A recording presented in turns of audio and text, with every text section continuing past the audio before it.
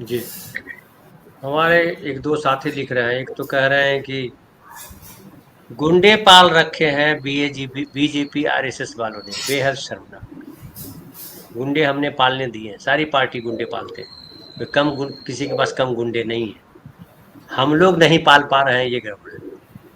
अशोक पाठक जी कह रहे हैं कि लेकिन हुजूर जब वोट दीजिए और वोट उसको मिले, मिले ही नहीं, तो क्या करेगी जनता? भारत भाई, जनता नहीं करेगी तो कौन करेगा? किसने ठेका लिया? क्या जनता जिसको कह रहे हैं आम आदमी, आम नागरिक, वो तमाशा देखने के लिए, ताली बजाने के लिए है, या उसका उसकी कोई भूमिका है? लोकतंत्र में तो लोक का तंत्र है। लोग ही सरकार चुनता है, जिसको चाहे विधायक चुने, जिसको चुने सांसद चुने, जिसको चाहे सरकार में बना ला दे, जिसको चाहे सरकार से बाहर निकाल दे। कांग्रेस को 44 सीटों पर किसने लाया था?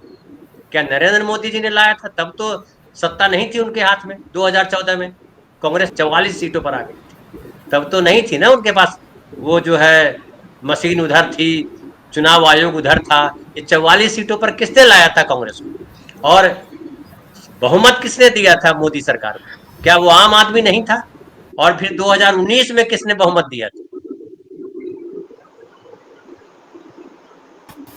धनंजय जी, आपने बड़ा कठिन प्रश्न पूछा है कि कौन बचाएगा, आम आदमी करेगा या नहीं करेगा। देखो, इस देश को बचाएगा तो नागरिक ही, तय बात है। लेकिन जो आम आदमी है फिलहाल वो सौगात की इंतजार कर रहा है। मोदी जी सौगात लेके जाने वाले हैं।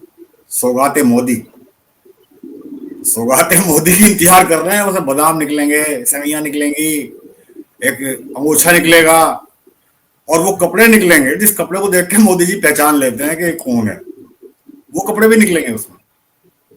ये आम आदमी की हालत है। आम आदमी की मैं इसलिए कसूर इसलिए नहीं मानता फिर भी कि आम आदमी तो राशन मिल जाए। अभी दुबे साहब ने कहा कि शिकायत भी करेंगे, फिर जो मिल गया ले ले। तो आम आदमी की बात छोड़ दीजिए। आम आदमी इस टाइम इतना कंफ्यूज है और इतना अज्ञानी है, उसको इतना अज्ञानी बना दिया गया है मीडिया के जरिए से, और इतना उसको सूचनाओं का अंबार उसके ऊपर लाद दिया गया है, कुछ समझ ही नहीं पा रहा है कि कौन सही बोल रहा है। आप बात करेंगे धनंजय जी तो आप उनको ठीक लगेंगे, मैं बात करूंगा मैं ठीक लगूंगा, दुबे जी बात करेंगे दुबे जी ठीक लगेंगे, पुहार साहब बात करेंगे, सब हम में से कोई बोलेगा सब ठीक लगेंगे, और मोदी जी बोलेंगे वो भी उनको ठीक लगेंगे, भागवत जी बोलेंगे वो भी ठीक लगेंगे उनको, ओवैसी बोलेगा वो भी ठीक लगेंगे उनको। इतना कंफ्यूजन क्रिएट हो गया है इस प्रोपेगेंडा के चलते। तो असल में प्रोपेगेंडा के जरिए राज कर रहे हैं। और जो सौगात वाली बात आपने कही, मैंने कही यहाँ कि सौगात की इंतजार कर रहे हैं ये लोग। अगर मोदी जी को इतना ही प्यार है मुसलमानों से, और जिस दिन सौगात बटेगी ना, मैं मेरी निगाह कपड़ों पर रहेगी। उसमें पैंट शर्ट निकलती है कि पठानी सूट निकलता है और लाल रंग का अंगोछा निकलता है, उस चीज पे निगाह रखना आप सब लोग, मेरे पैनल के साथियों, आप भी ध्यान रखना तो निकलता क्या उसका।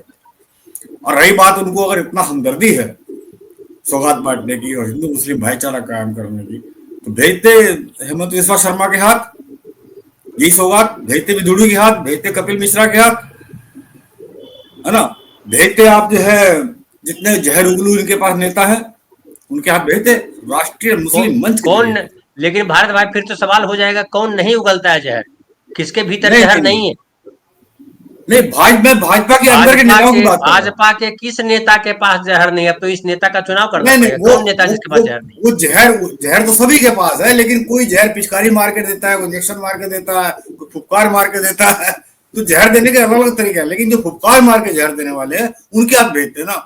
मोदी जी खुद सौगात लेके जाते। राष्ट्रीय मुस्लिम मंच बना रखा है इन्होंने अपना पिट्ठू मंच, है ना, और वो उसके जरिए भेजेंगे। आप 32 लाख किट जाएंगे। अगर एक किट 1000 रुपए की भी किट हो कम से कम, तो 32 लाख की गुना कर लीजिए आप।